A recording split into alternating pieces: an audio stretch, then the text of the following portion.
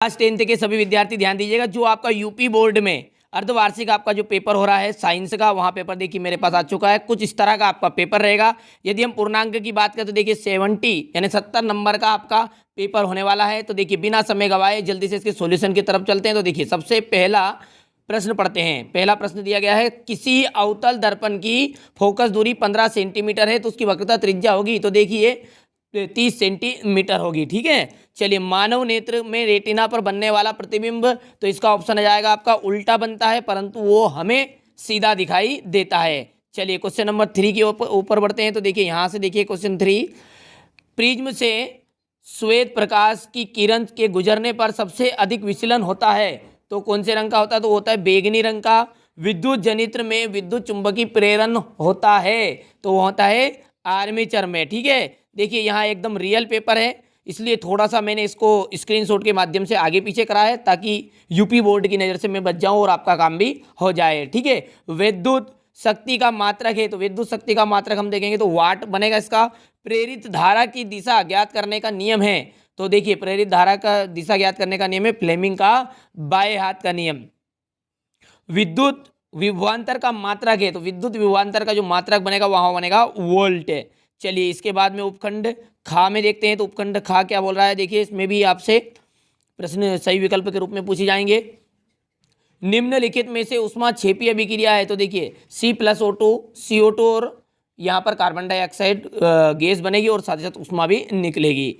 किसी विलयन की pH की माप कितनी है, तो मिलियन की जो माप है वहाँ बनेगी आपकी हाइड्रोजन आयन की सांद्रता। ठीक है, चलिए किसी एल्किल का सूत्र है, तो कोई भी जो एल्किल रहेगा उसका सूत्र क्या बनेगा, तो C4H10, सॉरी यहाँ पर C एकदम राइट रहेगा, C4H8 रहेगा।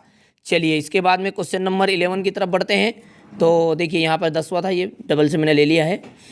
यहाँ देखिए क्वेश्चन 11, विरंजक चूर्ण का यदि हम फॉर्मूले की बात करें तो इसका रासायनिक फॉर्मूला होता है CaOCl2। चलिए इसके बाद में आगे बढ़ते हैं। अधातु है, तो देखिए फ्लोरीन क्या है, जो है एक अधातु है और प्रोपेनल में क्रियात्मक समूह है, तो वहाँ है CHO। चलिए इसके बाद में उपखंड गा जो है, देखिए उसमें क्या बोल रहा है, रक्त में प्लाज्मा की मात्रा होती है, तो रक्त में प्लाज्मा की यदि मात्रा की हम बात करें तो वहाँ होती है 60 यानी कि 60%। निम्न में से फाइटो हार्मोन्स कौन सा है, तो यहाँ पर ये सभी इसके एकदम राइट रहेंगे, क्योंकि उसमें ऑक्सीजन भी होता है, जिबरेलिन भी होता है, साइटोकाइनिन, यानी कि ये सभी इसके एकदम राइट रहेंगे। फेफड़ों में शुद्ध रक्त आता है, तो फेफड़ों में शुद्ध रक्त किस तरह से आता है, तो वहाँ आता है बाय अलिंद में। ठीक है, तो यहाँ पर आ जाएगा इसका एकदम राइट ऑप्शन। चलिए क्वेश्चन नंबर यदि 17 की बात करें तो इसमें दिया गया है आपको, पुष्प में कितने भाग होते हैं, तो पुष्प में 4 भाग होते हैं। ठीक है, पादप में जाइलम उत्तरदायी है, तो ये जल का वहन करने के लिए उत्तरदायी है। वैसे यहाँ पर देखिए इसका मैंने यहाँ से देखिए एकदम राइट रहेगा, पादप में जाइलम उत्तरदायी, तो जल का वहन करने के लिए DNA पाया जाता है, तो DNA जो पाया जाता है वो कहाँ में पाया, किस में पाया जाता है, केंद्रक में पाया जाता है। ठीक है, और अंतिम जो 20वां प्रश्न है आपका, जाइगोट में गुणसूत्रों की संख्या होती है, तो वहाँ होती है 2x, C एकदम राइट रहेगा। तो ये तो थे आपके जो वस्तुनिष्ठ प्रश्न की तरह आएंगे 20 नंबर के, जो बचे आपके 50 नंबर के क्वेश्चन आंसर, वहाँ देखिए उसका देखते हैं।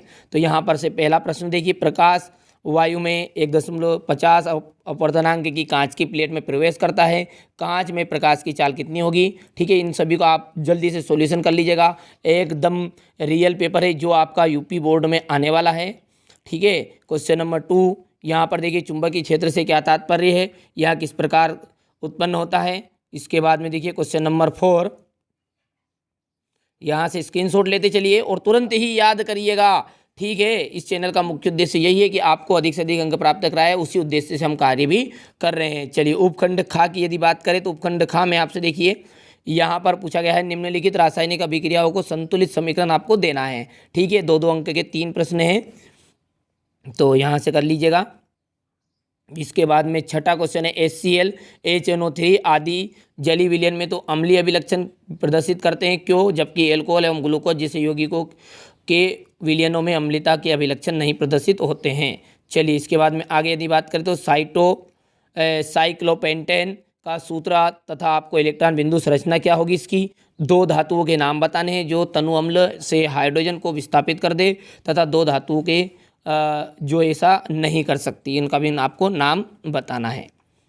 चलिए आगे बढ़ते हैं तो यहाँ से देखिएगा, स्क्रीनशॉट ले लीजिए ये तुरंत ही और अपने दोस्तों के साथ भी शेयर कर दीजिएगा ताकि उन्हें भी इस चीज़ का फ़ायदा मिल जाए। ठीक है, उपखंड खा देखिए, उसमें देखिए पोषण क्या है, पोषण की आवश्यकता क्यों होती है, डीएनए की प्रतिकृति बनना जनन के लिए क्यों आवश्यक है, मनुष्य के में लिंग निर्धारण का रेखा चित्र बनाना है, नेफ्रॉन की रचना और कार्यविधि का विस्तार से वर्णन करना है, आनुवांशिकता से आप क्या समझते हैं, इसके जन्मदाता कौन है। ठीक है, ये सारे के सारे प्रश्न आपके अर्धवार्षिक पेपर में आने वाले हैं। तो अभी तक आपने चैनल सब्सक्राइब नहीं किया तो सब्सक्राइब करिएगा और साथ साथ दोस्तों के साथ शेयर करिएगा।